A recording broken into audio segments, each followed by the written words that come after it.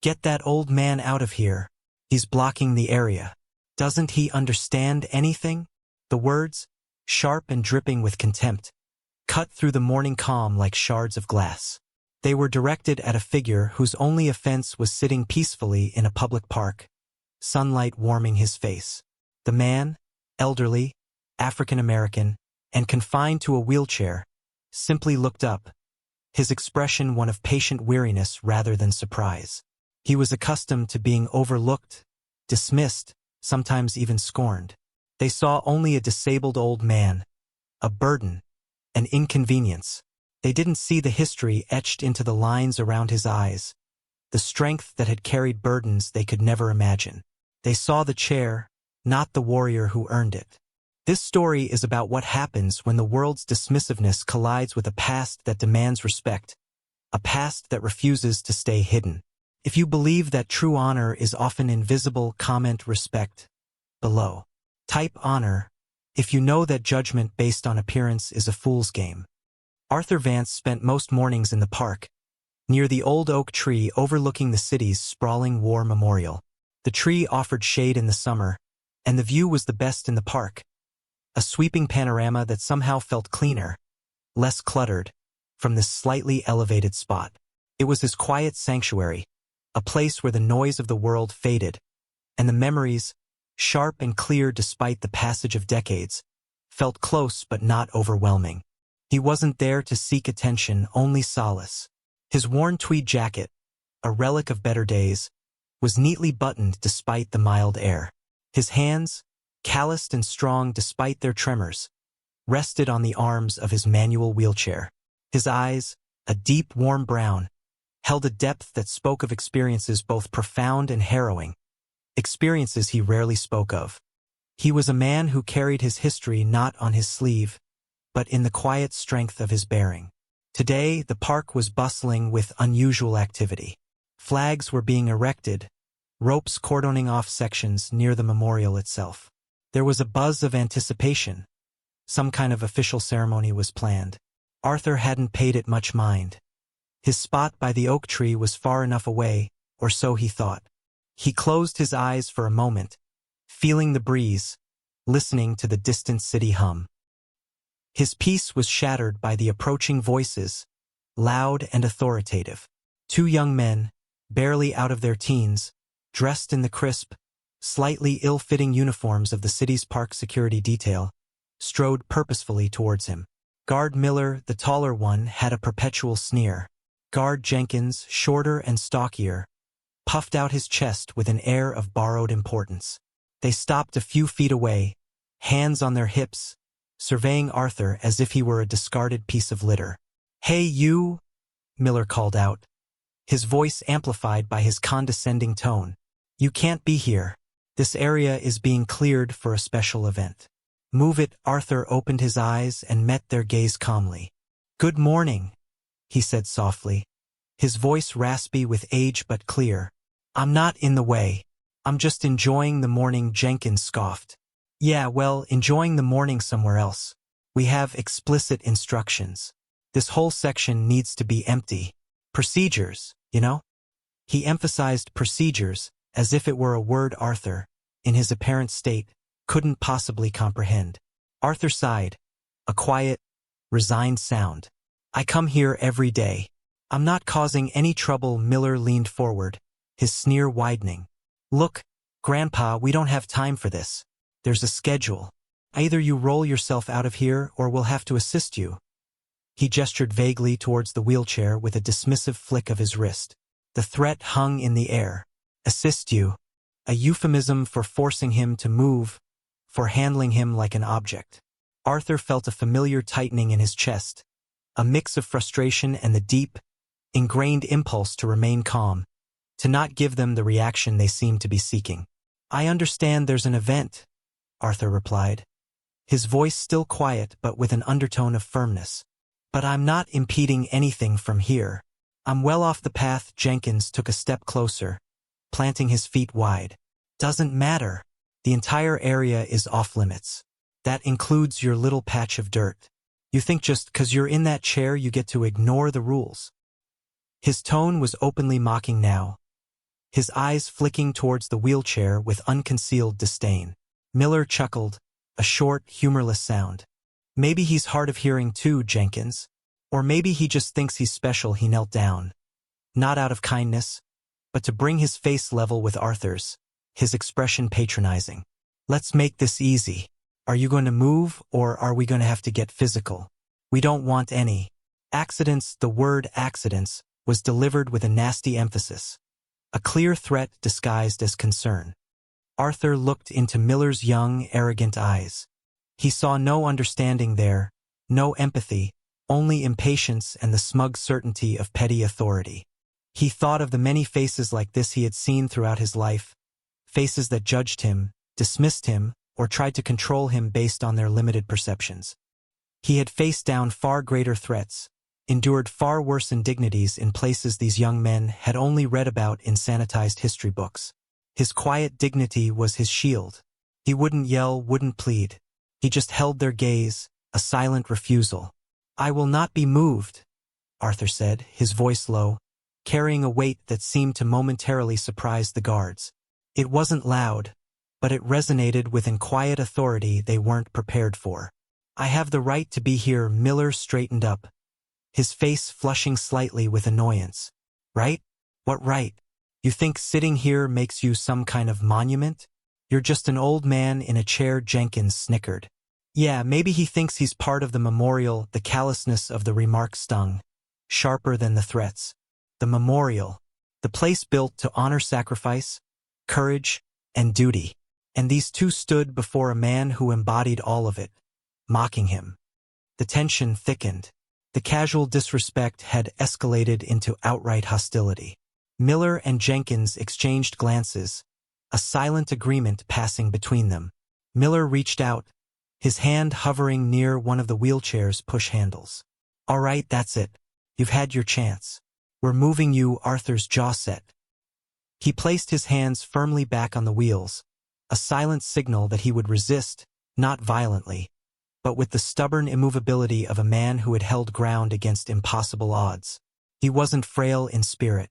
His quiet strength was a palpable force, a bulwark against their aggression. Bystanders who were starting to gather nearby, drawn by the commotion, watched nervously. Some looked away, uncomfortable. Others whispered, unsure what was happening, seeing only the two uniformed guards confronting an elderly disabled man. The air crackled with anticipation, the moment before things turned physical. Arthur braced himself, the familiar surge of adrenaline, dormant for years, stirring within him. He knew he couldn't physically stop them, but he wouldn't yield willingly. His gaze remained fixed on the approaching hand of the guard, steady and unwavering. He wouldn't give them the satisfaction of seeing him flinch. Just as Miller's hand was about to grasp the handle, a new voice, sharp and commanding, sliced through the confrontation. What in the ever-loving hell is going on here? The voice wasn't loud, but it carried an unmistakable authority that instantly froze the guards. They snapped their heads towards the sound. Standing at the edge of the cordoned-off area, having just exited a sleek black SUV with official seals, was a man in a crisply pressed Marine Corps uniform. He was tall, with a stern face and eyes that missed nothing. Rank insignia gleamed on his shoulders for silver stars. A general. Behind him, exiting the SUV, were several other Marine officers and enlisted personnel, all looking towards the scene with concerned and questioning expressions. General Thomas Peterson, Commandant of the Marine Corps, was here for the memorial ceremony. He had arrived minutes early and was taking a moment to survey the area when he saw the park guards harassing the man in the wheelchair near his favorite oak tree. He squinted, a flicker of recognition crossing his face. That posture, that quiet strength, couldn't be. The guards, initially stunned by the general's sudden appearance, quickly recovered their composure, though the arrogance had been replaced by a slightly bewildered deference. They were used to pushing around civilians, not confronting high-ranking military officials. Sir, we're just clearing the area, Miller stammered, forcing a salute that was clumsy and incomplete. This man is refusing to cooperate. He's in a restricted zone. General Peterson ignored Miller, his gaze fixed on the figure under the tree. The man in the wheelchair slowly turned his head, his eyes meeting the general's. For a long moment, they simply looked at each other. The general's stern expression softened, replaced by an emotion so profound it seemed to shake him. Respect, reverence, and something akin to awe. He took a step forward, then another, walking deliberately towards the oak tree, the guards forgotten. The other Marines, unsure what was happening but sensing the immense gravity of the moment, followed a few paces behind. General Peterson stopped directly in front of Arthur Vance's wheelchair. The park guards, bewildered and forgotten, stood awkwardly to the side, their faces a mask of confusion and budding apprehension. The general didn't speak to them. He looked down at Arthur Vance, and his face broke into a genuine, warm smile, though his eyes were wet. "Sergeant Major," he said, his voice deep and filled with emotion. "It's an honor to see you again." Arthur's eyes crinkled at the corners. "General Peterson," he replied, his voice still quiet. "You're looking well." It was a simple exchange, mundane on the surface, but the weight behind it was immense. The general then turned his gaze to the two park guards, and the warmth vanished, replaced by an icy, controlled fury that was far more terrifying than their petty bluster. "You too," he said, his voice low and lethal. "Do you have any idea who this man is?" Miller and Jenkins swallowed hard, their faces pale. Miller managed a weak, "No, sir, just a civilian." General Peterson drew himself up to his full height, his uniform impeccable, his presence dominating the scene. He gestured towards Arthur, his hand shaking slightly with emotion. "This," he announced, his voice ringing with authority, loud enough now for the gathering bystanders to hear, "is Sergeant Major Elijah Vance, United States Marine Corps, retired." He paused, letting the rank sink in. The guards exchanged nervous glances. Sergeant Major? They knew that was a high rank, but it didn't explain the general's reaction. The general continued, his voice rising, each word a hammer blow against their ignorance and disrespect. "Sergeant Major Vance served his country with unparalleled courage and distinction for 30 years. He is a veteran of Guadalcanal, Tarawa, Saipan, Iwo Jima." He listed the legendary battles, the names echoing through the park, through history itself. He earned 2 Navy Crosses, 5 Silver Stars, and 3 Purple Hearts. He pointed to the wheelchair. "And that," he said, his voice thick with emotion, "is a direct result of the machine gun fire he took while single-handedly suppressing an enemy pillbox on Okinawa, allowing his platoon to advance, saving countless lives, including that of a young captain who was pinned down nearby." General Peterson's eyes met Arthur's for a fleeting second, a silent acknowledgement of that day, that debt. For that action, Sergeant Major Vance was awarded the Medal of Honor. A collective gasp rippled through the bystanders. Medal of Honor, the nation's highest award for valor. The guards stared at Arthur, then at the general, their faces draining of color. The man they had called Old Man, Grandpa, and dismissed as an inconvenience was a living legend, a hero of epic proportions, the physical price of his service visible in the very chair they had mocked. General Peterson turned back to the guards, his voice dropping back to that dangerous, controlled level. "You demanded his name. You threatened to forcibly remove him. You mocked his sacrifice." He paused, letting the full weight of their actions descend upon them. "This man," he continued, his voice resonating with fierce pride and protectiveness, "deserves your unwavering respect. He has earned the right to sit anywhere he damn well pleases in this park, in this city, in this country. He is a monument to courage, dedication, and the cost of freedom." He then barked orders, his voice like thunder. "Give me your names and badge numbers. You are relieved of duty, effective immediately. Report to park administration. You will be held accountable for your appalling behavior."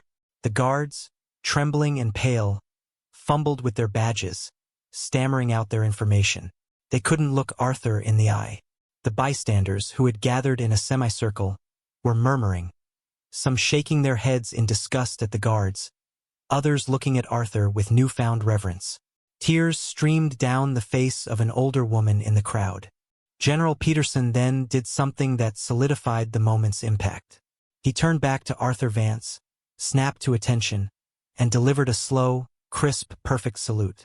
It was a salute from the highest-ranking officer in the Marine Corps to a retired sergeant major in a wheelchair, a gesture of profound respect and military tradition. "Sergeant Major," the general said, his voice softer now, "it is the privilege of my life to stand before you. Thank you. Thank you for everything, Arthur." The quiet dignity never leaving him, simply nodded, a small, knowing smile on his lips.